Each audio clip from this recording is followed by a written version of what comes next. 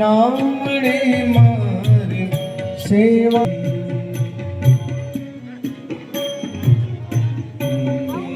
મળે નામડે મારી ગતિ તમારી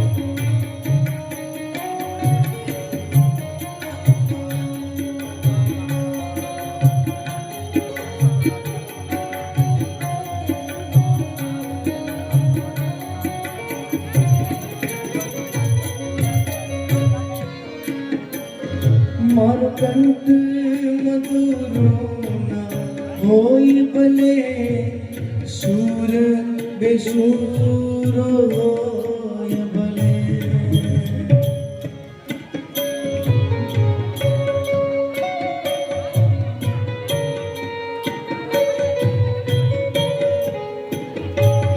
મારો કંઠ મધુરો હોય ભલે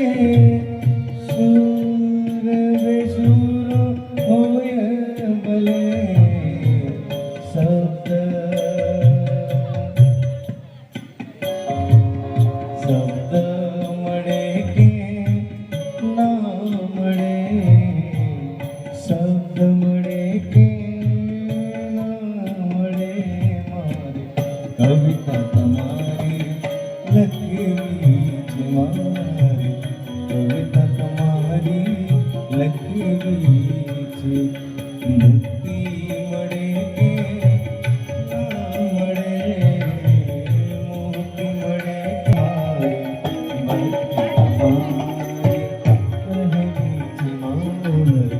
ભક્તિ તમારી કરેલી.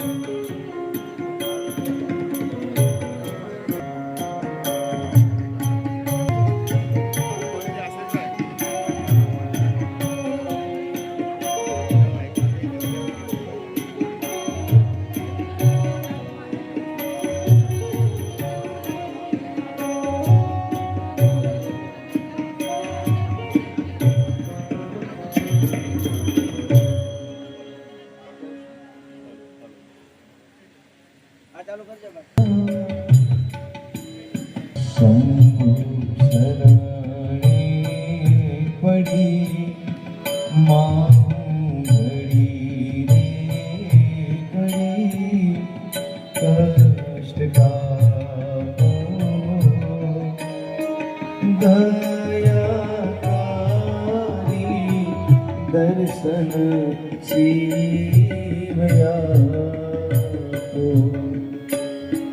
શંભો શરણે પડી માહું ઘડી રે ઘડી કષ્ટ આપો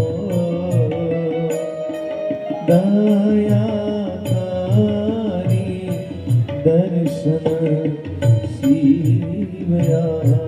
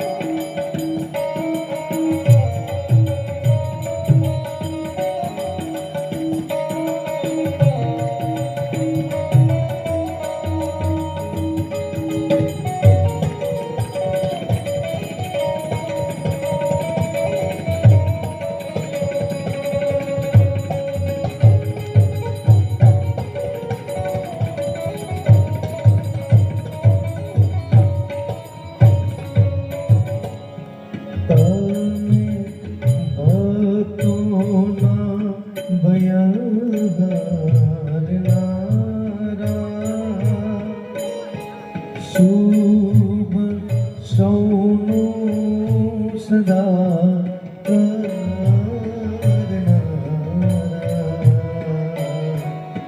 હું તો મંદમતી તમારી અગળ ગતિ કષ્ટ કાપો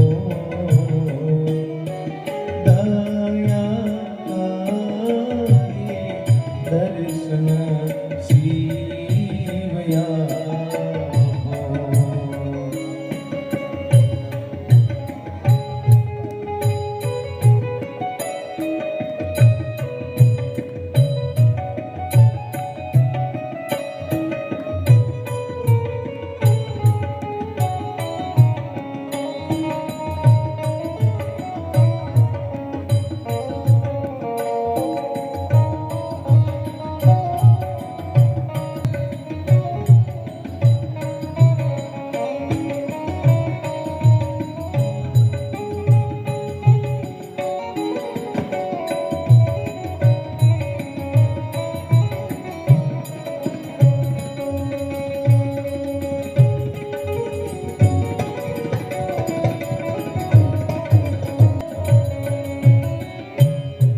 અંગે ભસ્મ સ્મશાનની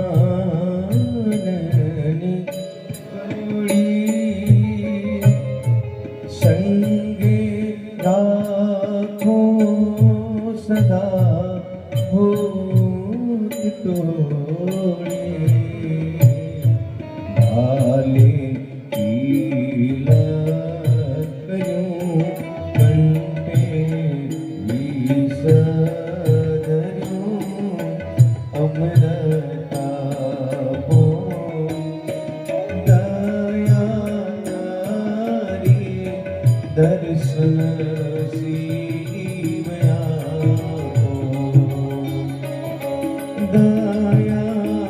દયાકારી દર્શન શિવયા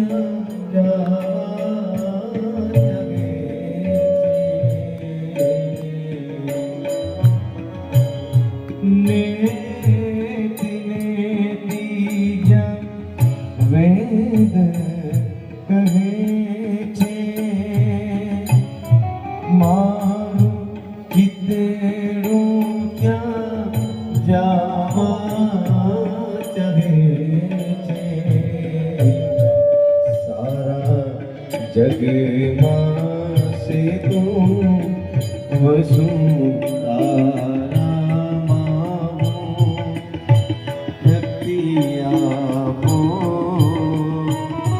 दयाकारी शिव दर्शन आपो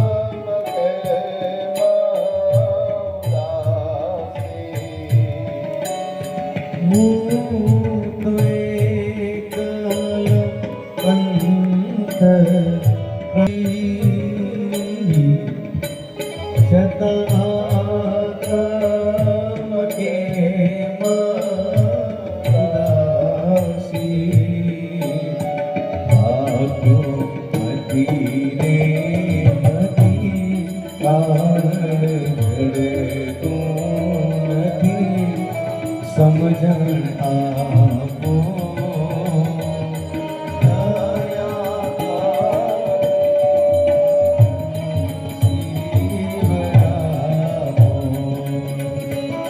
संतो शरणे पड़ी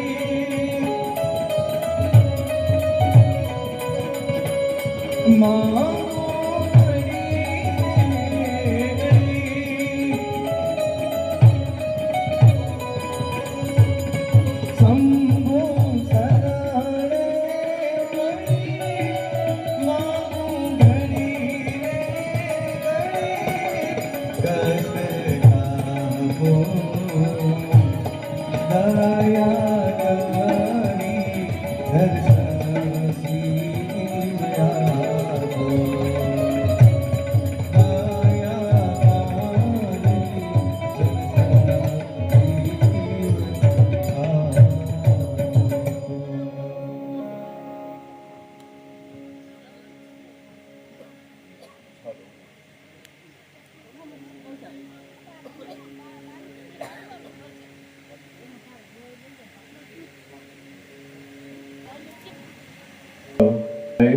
हर हर महादेव। Hello hello. श्री राधे। जय श्री कृष्ण। ओम नमः शिवाय।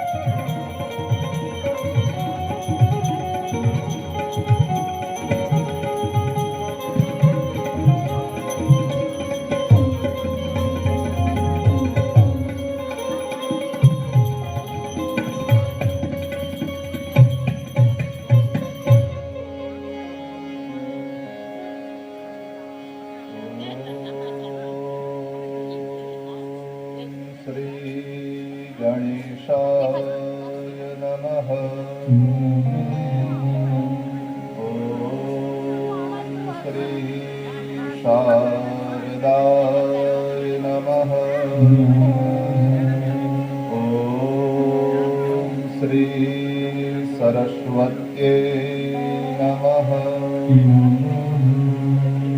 वक्रतुण्डमहाकाय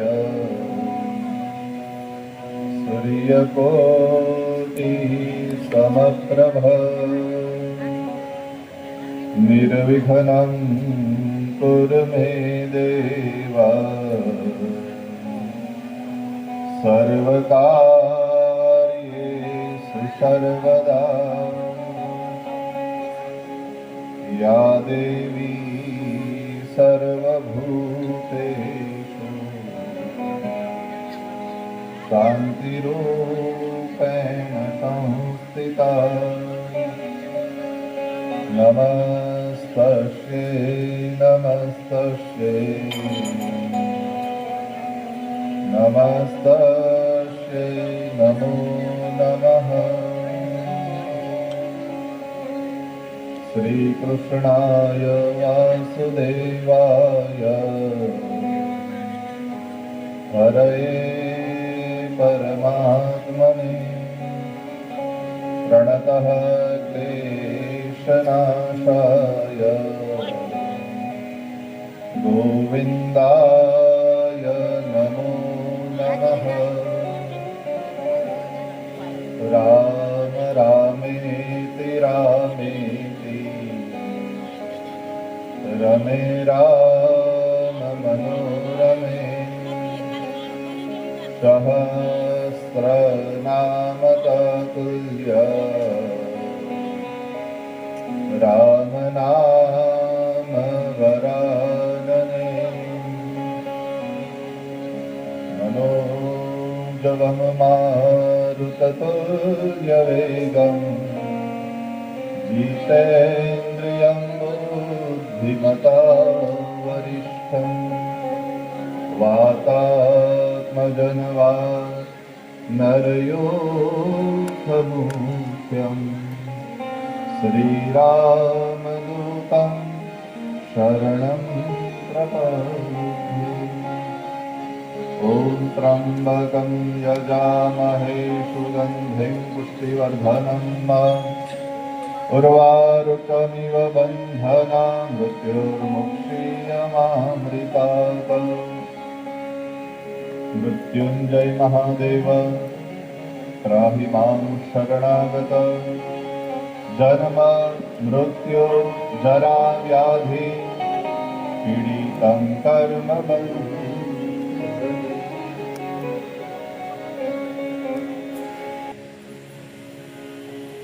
शंभो शरणे पड़ी मागो घड़ी रे घड़ी कष्ट कापो। दया करी दर्शन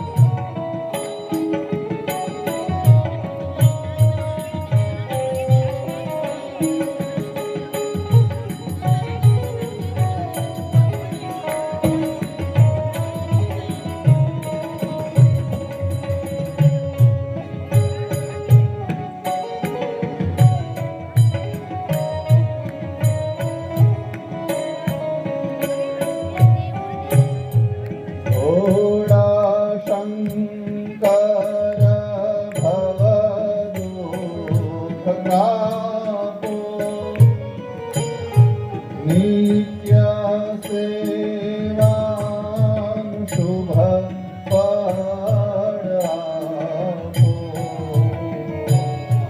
भोळा शंकर भवदुःख तापो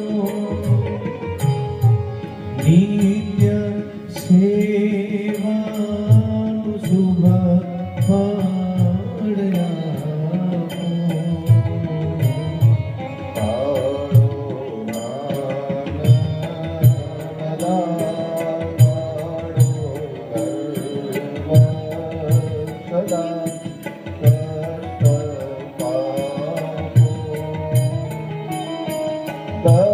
आपो.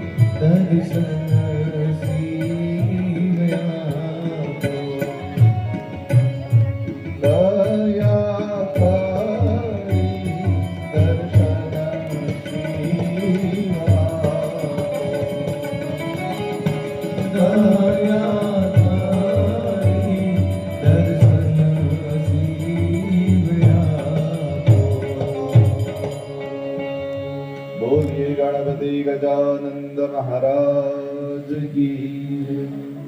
अम्बे भवानी मात की जय। कृष्ण कन्हैया लाल की जय। रामचंद्र भगवान की जय। हनुमान जी महाराज की। सदगुरु देव की जय। अपने अपने मात पिता की जय। सनातन धर्म की जय। कोटेश्वर महादेव की। ब्रह्मदेव बापा की। पादर देवी मात की जय। नमः पार्वती पतये हर हर महादेव।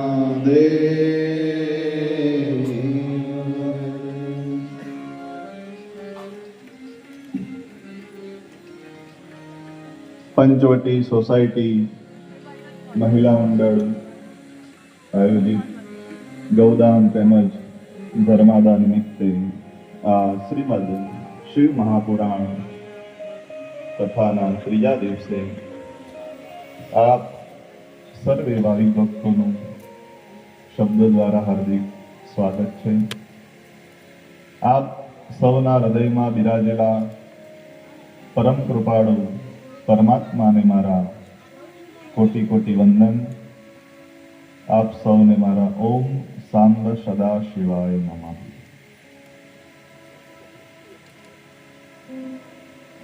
ભગવાન શિવ એ જ કલ્યાણ કરતા છે અને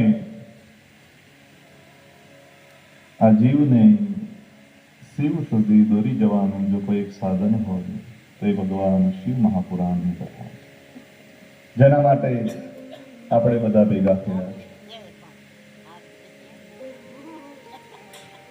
બીજા બધા દેવતાઓને રાજી કરવા હોય તો કઈ કેટલા ભોગો ચડાવવા પડે, કઈ કેટલી વસ્તુઓ અર્પણ કરવી પડે, પણ એક લોટા પાણીની અંદર જો કોઈ દેવ પ્રસન્ન થાય તો એ દેવ મહાદેવ છે. અને એટલે જ કવિઓ ગાય છે, સદા શિવ સર્વવર દાતા દિગંબર हो तो ऐसा हो. सदा शिव सर्वदाता दिगंबर हो तो ऐसा हो. हरे सब दुख भक्तन के दयावर हो तो ऐसा हो.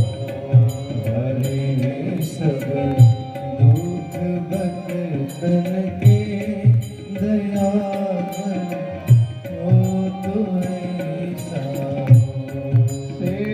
को काट कर अपने किया जब होम रावण ने किया काट कर अपने किया जब होम रावण को किया सब राज दुनिया का दिलावर हो तो ऐसा दिया सब राज दुनिया का दिलावर हो तो ऐसा दिया सब राज दुनिया का दिलावर हो तो ऐसा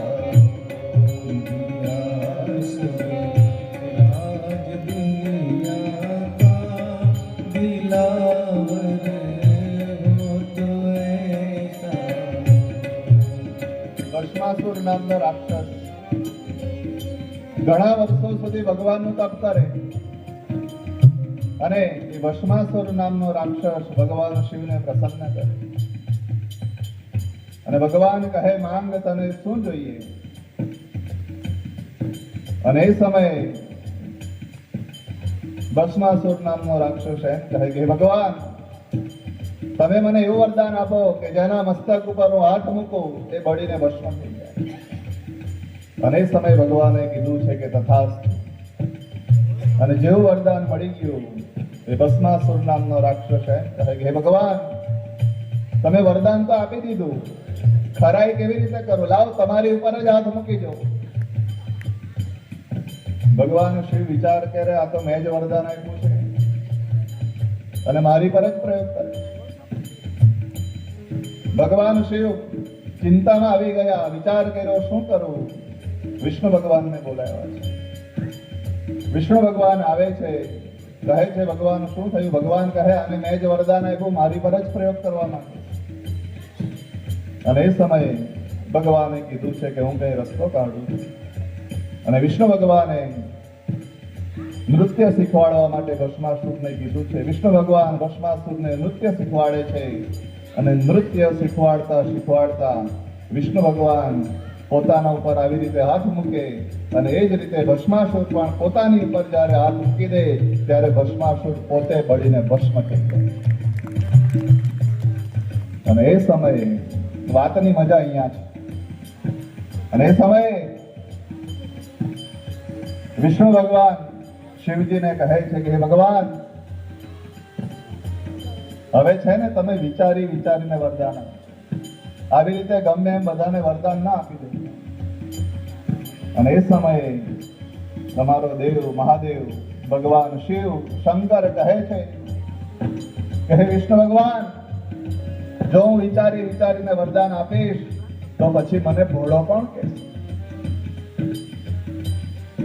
અને એટલે જ કીધું છે શિરો કો કાટ કરને કિયા જબ હો રાવણ ને सिरो को काट कर अपने किया जब हो मेरा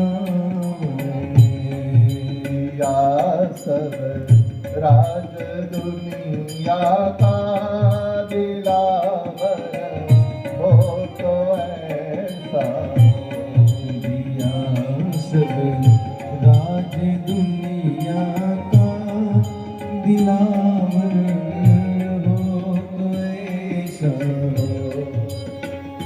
રાવણની જે નગરી છે લંકા એ કઈ રાવણે નથી બનાવી રાવણની નગરી લંકા તો ભગવાન શિવે પોતાના રહેવા માટે બનાવી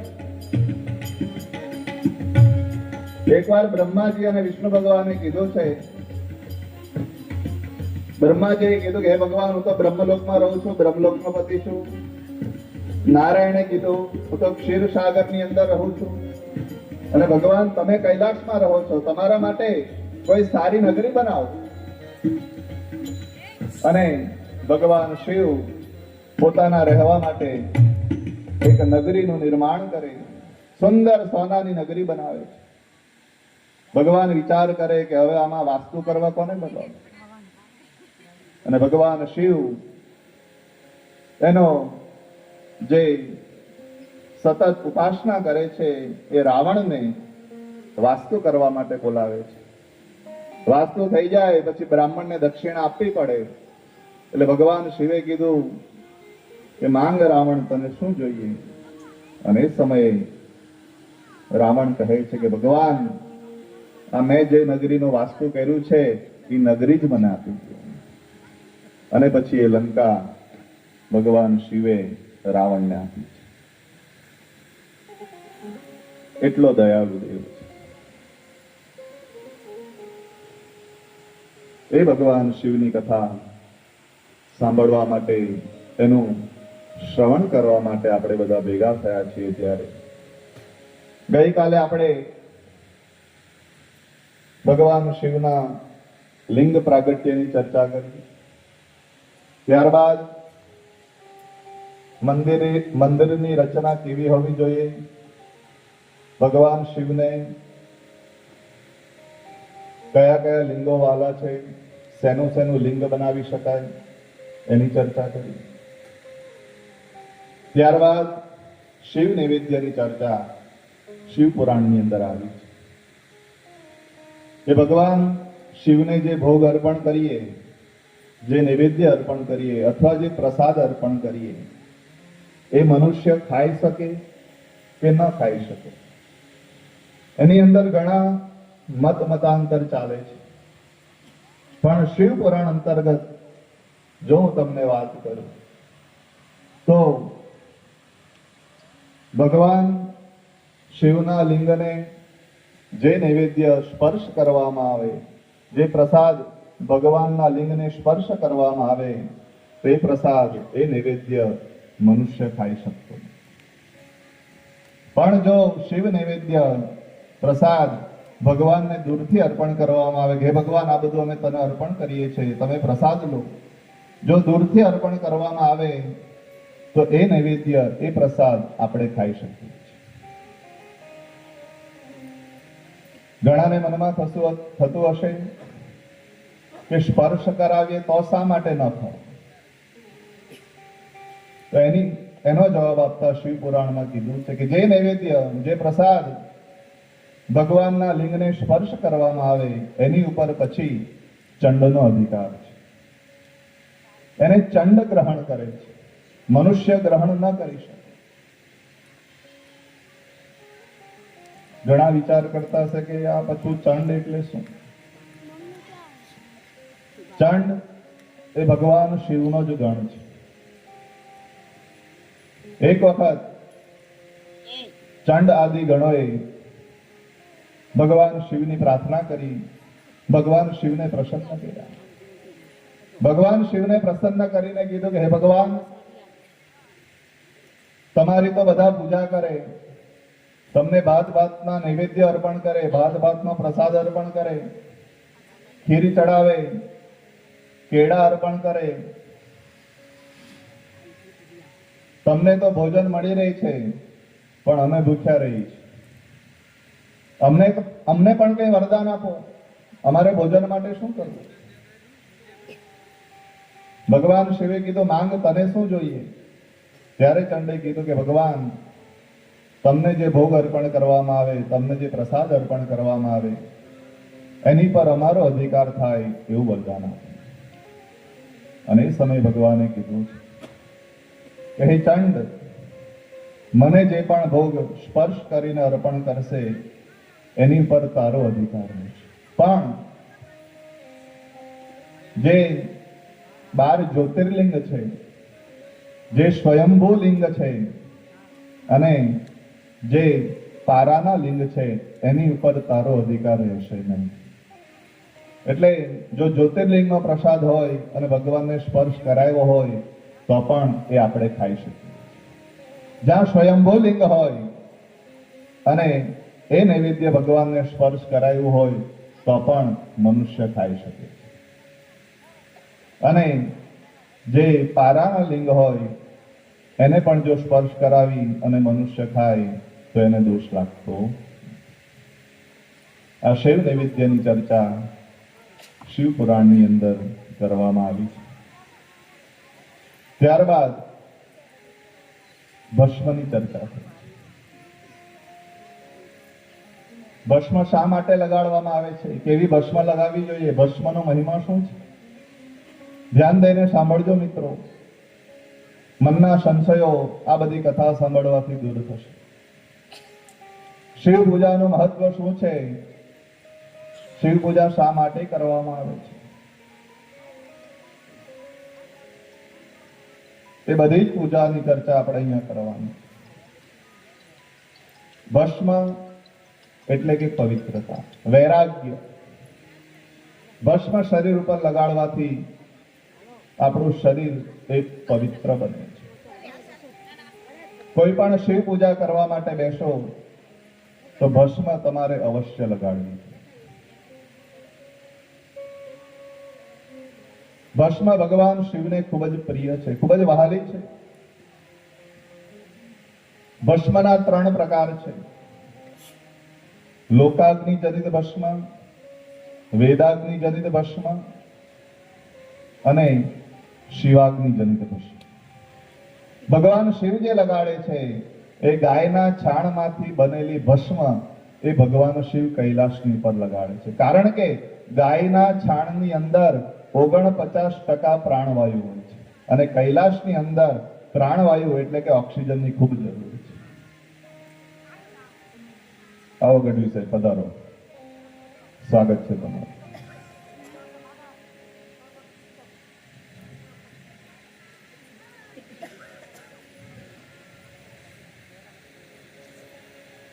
જ્યારે પણ શિવ પૂજા કરવા માટે બેસો ત્યારે ભસ્મ લગાડીને જ શિવની પૂજા કરવાનો. ભસ્મ લગાડવાથી શરીરની અંદર અપવિત્રતાનો પ્રવેશ નથી થતો. અને તમે દક્ષિણ ભારતની અંદર જાઓ તો દક્ષિણ ભારતના દરેક હિન્દુઓ એ ભસ્મ લગાડીને જ ઘરની બહાર નીકળે છે. ત્યાં ભસ્મનો ખૂબ મહિમા છે. દરેકના કપાળની ઉપર તમે ભસ્મનો તિલક ત્યાં જોઈ શકો છો. અને અમારા મહાદેવ પ્રસાદ મહેતા તો એમ કહે કે ભસ્મ લગાડવાથી મનુષ્યને સૂતક પણ લાગતું નથી. જે નિત્ય દરરોજ ભસ્મ લગાડે છે એને સૂતક પણ નથી લાગતું. સૂતક એટલે કે અપવિત્રતા. શરીરમાંથી કંઈક છૂટું પડે એટલે શરીર એ અપવિત્ર બને છે અને એને સૂતક કહેવાય છે. આપણે શૌચ ક્રિયા કરીએ, મળત્યાગ કરીએ તો પણ આપણું શરીર એ પવિત્ર બને છે, માટે આપણે નાહવું પડે છે. વાળ કપાવીએ, દાઢી કરાવીએ, મૂછ કરાવીએ, નખ કાપીએ તો પણ આપણું શરીર અપવિત્ર બને છે, માટે આપણે નાહવું પડે છે. અને જ્યારે કોઈનું મૃત્યુ થાય ત્યારે શરીરમાંથી આત્મા છૂટો પડે છે, માટે સૂતક લાગે છે અને આપણે નાહવું પડે છે. અને ઘરમાં કોઈ બાળકનો જન્મ થાય ત્યારે પણ શરીરમાંથી એક શરીર અને આત્મા બંને છૂટો પડે છે, માટે સૂતક લાગે છે અને માટે પાડવાનું હોય છે. ઘણા યજમાનો અમને ફોન કરતા હોય અને પૂછે કે શાસ્ત્રીજી, મહારાજજી, કદાચ કોઈનું મૃત્યુ થઈ જાય અને એની પાછળ અમે સૂતક પાડીએ, એ તો સમજમાં આવે છે કે આ જીવ આ પરિવારને છોડીને ચાલી ગયો એટલે એનો શોક ખાતર અમે સૂતક પાડીએ. પણ ઘરે બાળકનો જન્મ થાય એ તો ઉત્સવ છે, એ તો તહેવારનો દિવસ છે, એ તો ઘરમાં ખુશીઓ લાવે છે, તો પણ સૂતક પાડવાનું, તો પણ મંદિરે ના જવાનું, દીવો નહીં કરવાનો, આવું શા માટે? તેનો સ્પષ્ટ ઉલ્લેખ કીધો છે કે શરીરમાંથી કંઈ પણ છૂટું પડે એટલે શરીર અપવિત્ર બને.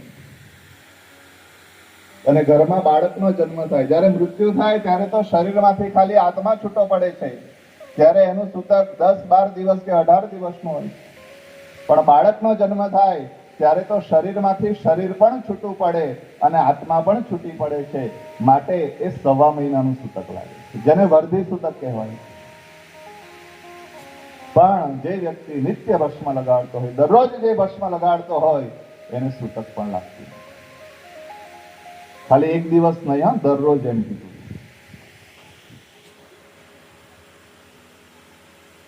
તો એ ભસ્મનો મહિમા શિવ પુરાણની અંદર બતાવવામાં આવ્યો છે. ત્યારબાદ ભગવાન શિવને બિલીપત્ર ચડાવવામાં આવે. બિલીપત્રનો પણ ખૂબ મહિમા શિવ પુરાણની અંદર બતાવવામાં આવ્યો છે. બિલ્વપત્રનો મહિમા આપણે કહેતા હોઈએ ત્યારે બિલ્વાષ્ટકમ સ્તોત્ર એનું પહેલા આપણે ગાન કરી લઈએ કે જેથી ભગવાન શિવ આપણા બધા પર કૃપા કરે.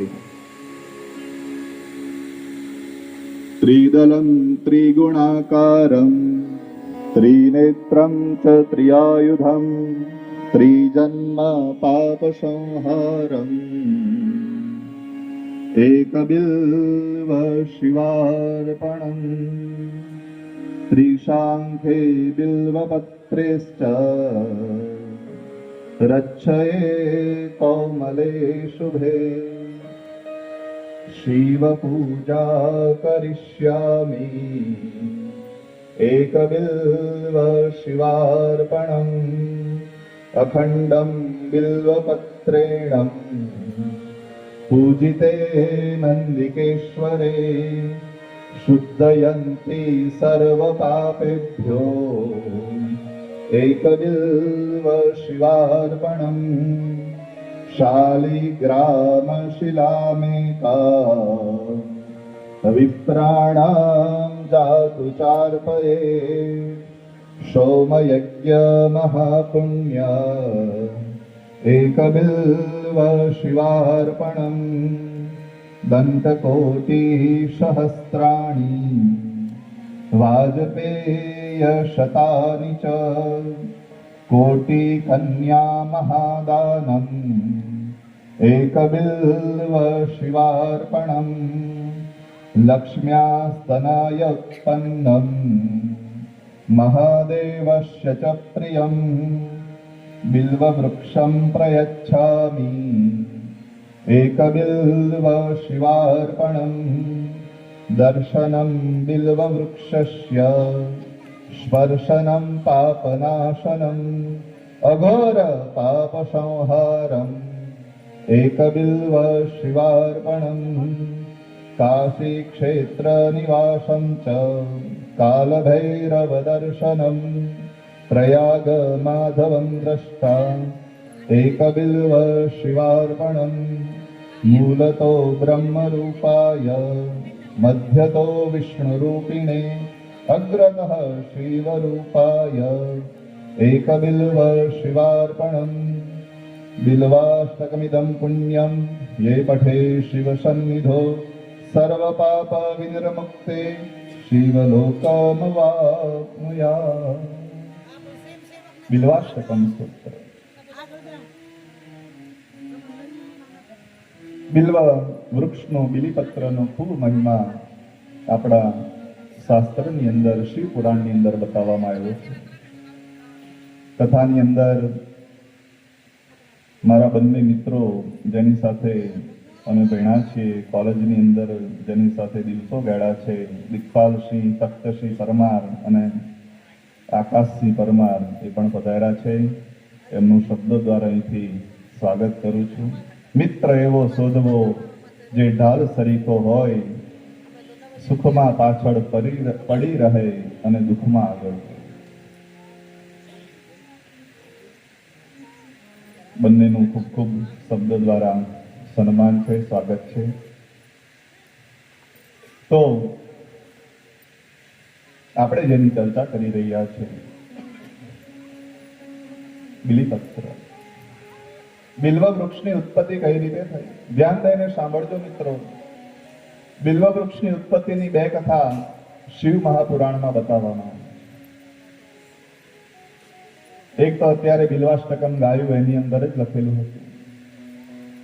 લક્ષ્મ્યા સ્તનય ઉત્પન્નમ મહાદેવસ્ય ચ પ્રિયમ બિલ્વ વૃક્ષમ પ્રયચ્છામિ એક બિલ્વ શિવા. એકવાર લક્ષ્મી માને થયું છે, લક્ષ્મીજીને થયું છે કે એકવાર મારા પતિ નારાયણે ભગવાન શિવનું પૂજન કર્યું હતું, તો લાવ હું પણ ભગવાન શિવનું પૂજન. અને લક્ષ્મીજીએ 1000 કમળના પુષ્પ લીધા છે.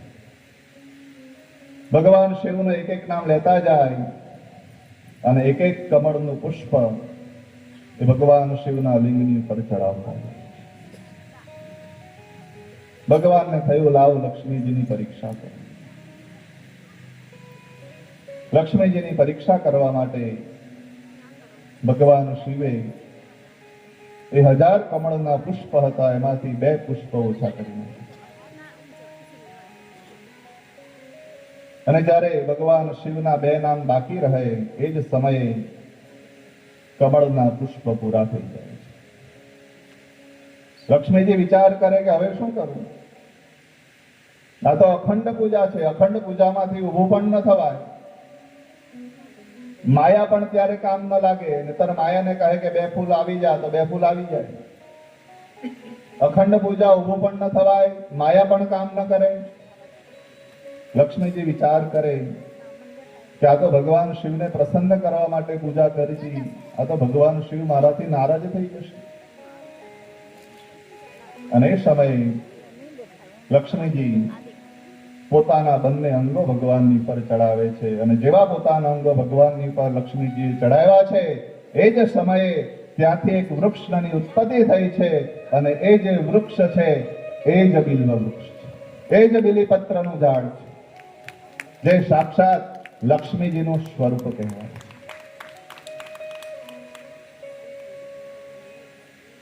બીજી પણ એક કથા શિવ મહાપુરાણમાં કીધી છે. એકવાર ગંગાજીએ અને લક્ષ્મીજીએ ભગવાન શિવને કીધું છે કે હે ભગવાન, તમે અમને કોઈ સારી અને ઉત્તમ જગ્યાએ સ્થાન આપો. અને એ સમયે ભગવાન શિવે ગંગાજીને કીધું છે કે તમે ગૌમૂત્રની અંદર સ્થાન આપો. લક્ષ્મીજીને કીધું છે કે તમે ગાયના છાણની અંદર સ્થાન આપો. માટે ગાયનું છાણ અને ગૌમૂત્ર એ ખૂબ પવિત્ર માનવામાં આવે છે. કોઈ પણ શુભ કાર્ય હોય, કોઈ પણ અશુભ કાર્ય હોય અને એની અંદર દેહ શુદ્ધિનો પ્રયોગ કરવાનો હોય એ સમયે ગાયનું છાણ અને ગૌમૂત્ર જોઈએ, જેથી આપણું શરીર, ઘરની અંદર પણ ગૌમૂત્ર છાંટવાથી આપણું ઘર પવિત્ર બને છે.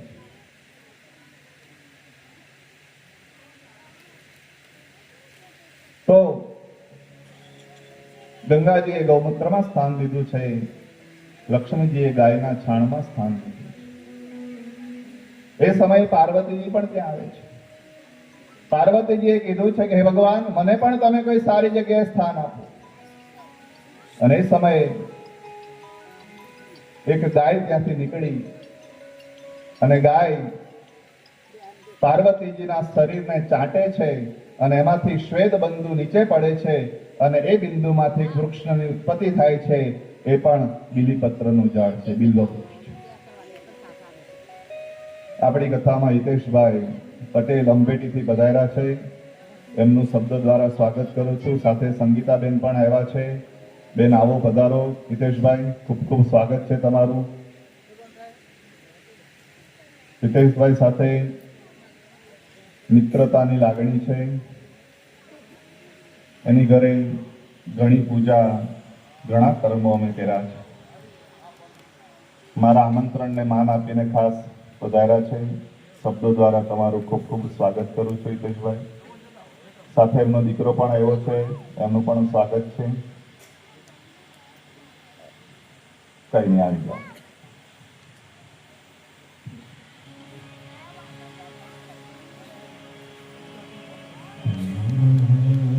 શિવાય શિવાય હર હર ભોલે નમઃ શિવાય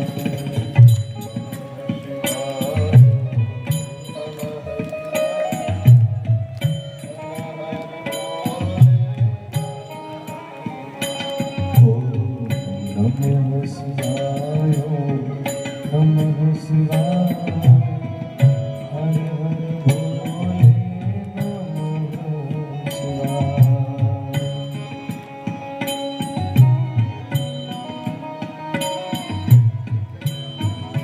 શિવાય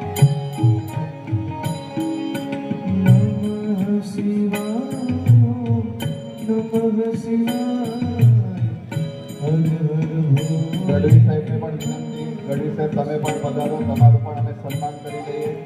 મારા બંને મિત્રો આવ્યા છે, દિગપાલસિંહ પરમાર અને આકાશસિંહ પરમાર, એને પણ વિનંતી કે અહીંયા સ્ટેજ પર પધારો, તમારું પણ સન્માન કરી લઈએ.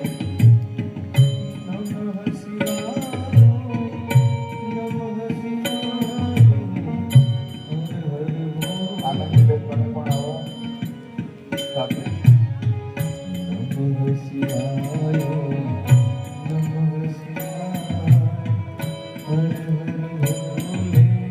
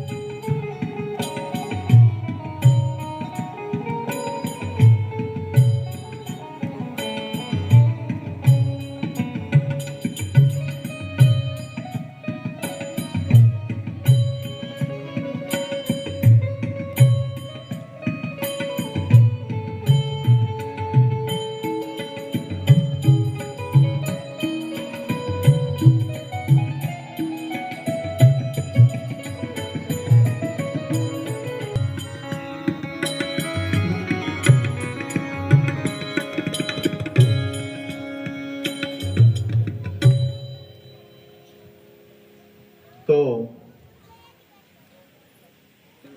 બિલ્વ વૃક્ષની ઉત્પત્તિ આવી રીતે થઈ છે.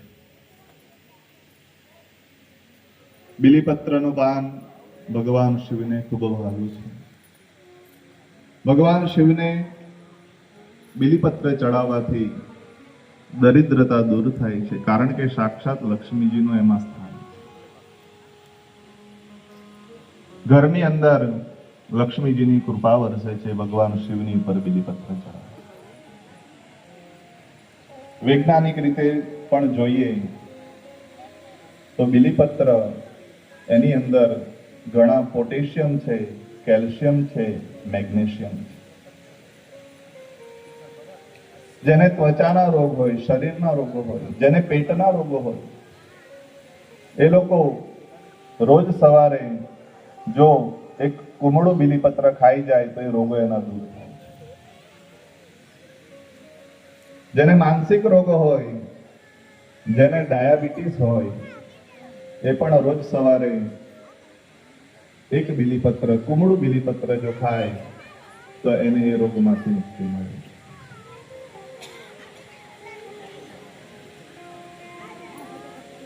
બિલીપત્ર એનો આ જે બિલીપત્ર છે એનો આ લીસો ભાગ છે, એ લીસો ભાગ ભગવાનને ચડાવવાનો. પાછળનો ખરબચડો ભાગ છે, આવી રીતે બિલીપત્રને ચડાવાય એવું શિવ પુરાણમાં કીધું છે. એટલે જે લીસો ભાગ છે એ તમે ભગવાન શિવને ચડાવી શકો.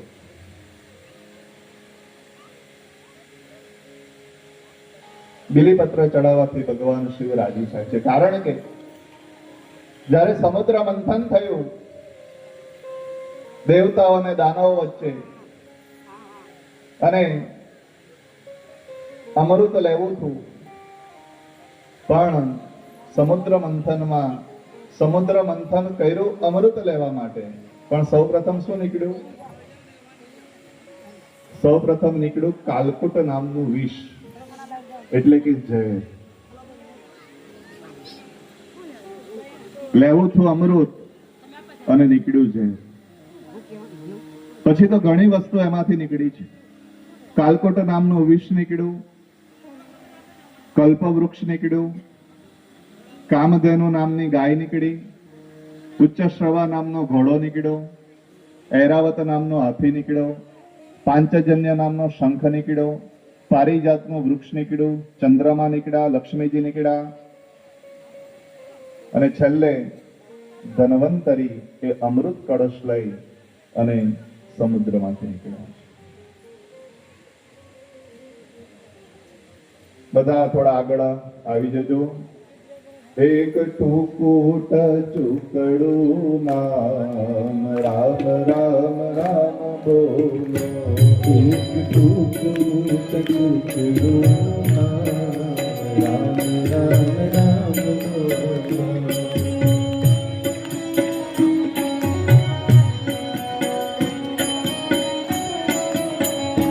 એક ટુકુટ ચૂકડું નામ રામ રામ રામ બોલો.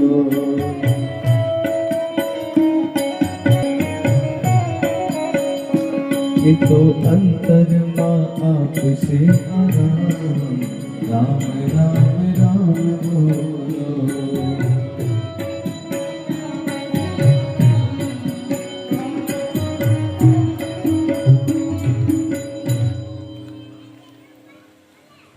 સમુદ્ર મંથન થયું, એમાંથી કાલકુટ નામનું વિષ નીકળ્યું, એટલે કે ઝેર નીકળ્યું.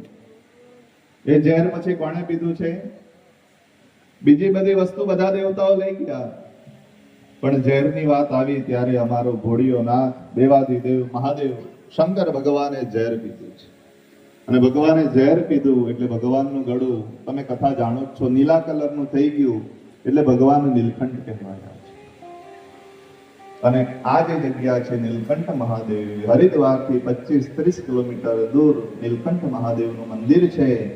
એ જગ્યાએ ભગવાને ઝેર પીધું છે, જ્યાં આજે પણ ભગવાન શિવનું મંદિર ત્યાં છે. હું પોતે ત્યાં દર્શન કરીને આવ્યો છું, માટે કહું છું. જ્યારે પણ હરિદ્વાર જવાનું થાય ત્યારે હરિદ્વારથી 25-30 કિલોમીટર નીલકંઠ નામની જગ્યા છે, ત્યાં ખાસ જજો. ખૂબ જ સુંદર ભગવાન શિવનું ત્યાં મંદિર છે, મનોહર દ્રશ્ય છે. અને કદાચ ન ગયા હો તો અધિક મહિનામાં અમારી ત્યાં કથા છે, અમને કહેજો તો અમે તમને લઈ જઈશું.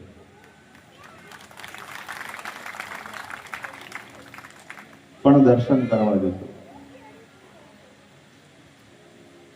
એટલે મૂળ વાત હું એ કહેતો હતો કે એ ભગવાને જે ઝેર પીધું છે અને ભગવાનનું ગળું નીલા કલરનું થઈ ગયું છે, પણ ભગવાને ઝેર પીધું એટલે ભગવાનને ગળામાં થોડી તકલીફ થઈ અને ભગવાને આ બીલીપત્રના પાન ખાધા અને ભગવાનને ગળામાં સારું લાગ્યું છે, માટે પણ બીલીપત્ર ભગવાન શિવને ખૂબ વહાવ્યું છે. 24 કલાક ભગવાનની ઉપર થાય છે, પણ એટલા માટે જ થાય છે કે ભગવાને ઝેર પીધું, ગળામાં કઈ ખરાબ ભગવાનને ન લાગે, માટે આપણે 24 કલાક ભગવાનની ઉપર એ પાણીની ગળતી ભગવાન શિવ મંદિરમાં હંમેશા ચાલુ હોય છે. માટે જ આપણે ભગવાનને પાણીનો લોટો ભગવાનને ચડાવીએ છીએ કે ભગવાન તમને જળ ચડાવવાથી તમારા ગળામાં તમને ઠીક લાગે. આ જલાભિષેકનો મહિમા છે.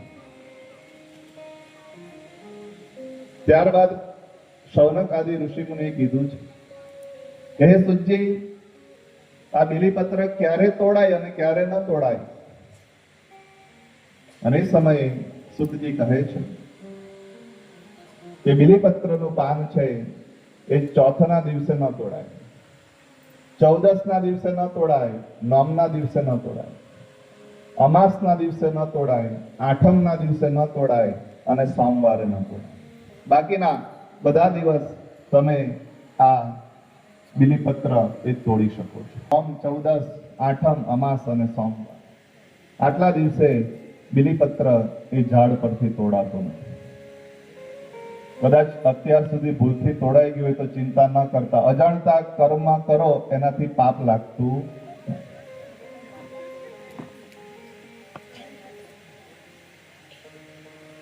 ત્યારબાદ કીધું છે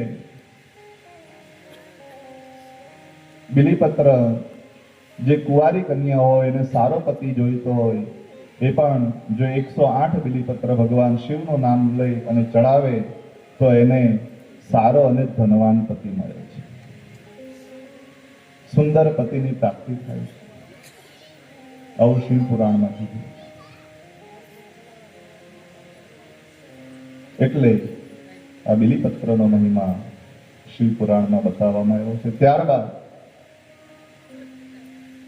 રુદ્રાક્ષનો મહિમા બતાવવામાં. શૌનક આદિ ઋષિ મુનિઓ કહે છે કે હે સુધી, રુદ્રાક્ષની ઉત્પત્તિ કઈ રીતે થઈ?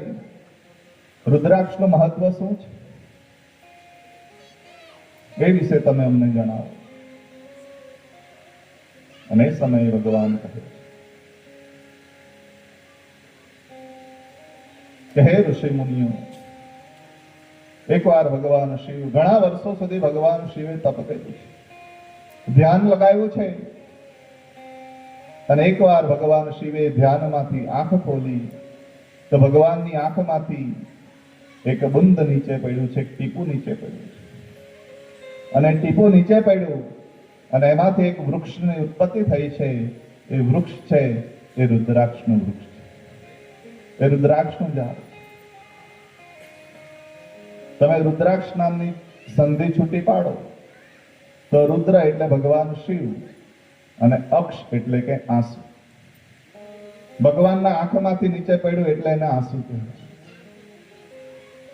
રુદ્ર અક્ષ એટલે રુદ્રાક્ષ.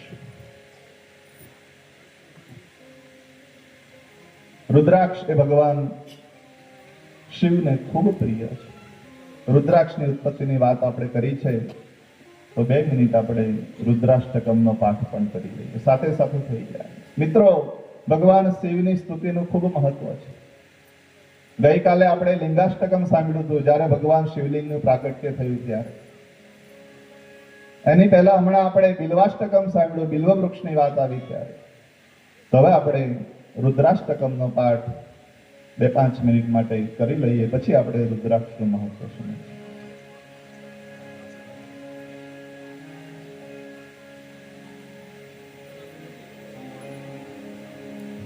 નમામિ શમીશાન નિર્વાણ રૂપમ વિભુમ વ્યાપકમ બ્રહ્મ વેદ સ્વરૂપમ. નમામિ શમીશાન નિર્વાણ રૂપમ વિભુમ વ્યાપકમ બ્રહ્મ વેદ સ્વરૂપમ. નિર્ગુણમ વિકલ્પમ નિરીહતાકાશમાકાશવાસમ ભજેહમ. નિર્ગુણમ વિકલ્પમ નિરીહમ ચિદાકાશમાકાશવાસમ ભજેહમ. નિરાકાર મોકાર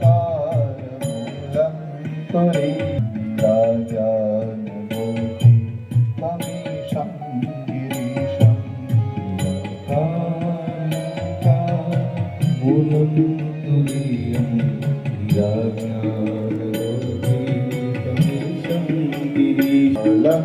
મહાકાલ કાલમ કૃપાલમ ગુણાગાર સંસાર પારમ નતોહમ. મહાકાલ કાલમ. હર હર મહાદેવ, હર ભોલે, શિવ ભોલે, જય કોટેશ્વર. પારમ નતોહમ. तुषाराद्रिशङ्काश गौरङ्गभीरं प्रभाश्री शरीरं. तुषाराद्रिशङ्काश गौरङ्गभीरं मनोभूतिकोटि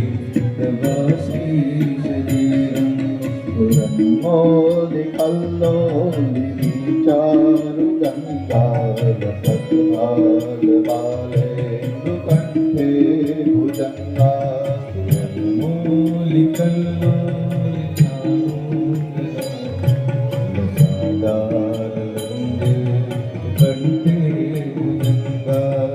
जानामि योगं जपमनेव पूजा नतोऽहं सदा सर्वदा सम्भुतुभ्यं न जानामि योगं जपमनेव पूजा नतोऽहं सदा सर्वदा सम्भुतुभ्यं जराजन्म दुःखोऽयथातथ्यमानं प्रभुं पायापन् नमीशं च शम्भो जराजन्म दुःखोऽयथातथ्यमानं प्रभुं पायापन् नमीशं च शम्भो। श्री रुद्राष्टकं बोलिए रुद्रेश्वर महादेव की जय। रुद्राक्ष એ ભગવાન શિવનું જ સ્વરૂપ છે. શિવ પુરાણની અંદર રુદ્રાક્ષનો ખૂબ મહિમા કીધો છે. 1 થી લઈ અને 14 મુખી સુધીના રુદ્રાક્ષ એ શિવ પુરાણની અંદર કીધા છે. દરેક રુદ્રાક્ષનો અલગ અલગ મહિમા છે. એક મુખી રુદ્રાક્ષ એ સાક્ષાત શિવનું સ્વરૂપ છે. એ ભોગ અને મોક્ષનો દાયક છે. 2 મુખી રુદ્રાક્ષ એ દેવ દેવેશ્વર કહેવાયો છે. તે સંપૂર્ણ કામનાઓ અને ફળ આપનારો છે. 3 મુખી રુદ્રાક્ષ એનાથી આપણને બધી વિદ્યાઓ પ્રાપ્ત થાય છે. ત્યારબાદ 4 મુખવાળો રુદ્રાક્ષ એ બ્રહ્માજીનું સ્વરૂપ છે, જેનાથી ધર્મ, અર્થ, કામ અને લોભ એ મળે છે. 5 મુખવાળો રુદ્રાક્ષ એ કલિંગી રૂપ છે, તે સમસ્ત પાપોને દૂર કરે છે. 6 મુખવાળો રુદ્રાક્ષ એ કાર્તિકેય સ્વરૂપ છે, જેનાથી બધા રોગો દૂર થાય છે. 7 મુખી રુદ્રાક્ષ એ કામદેવ સ્વરૂપ છે, એનાથી દરિદ્રતા દૂર થાય છે. 8 મુખી રુદ્રાક્ષ એ અષ્ટમૂર્તિ ભૈરવ છે, એનાથી મનુષ્ય પૂર્ણ આયુષ્ય થાય.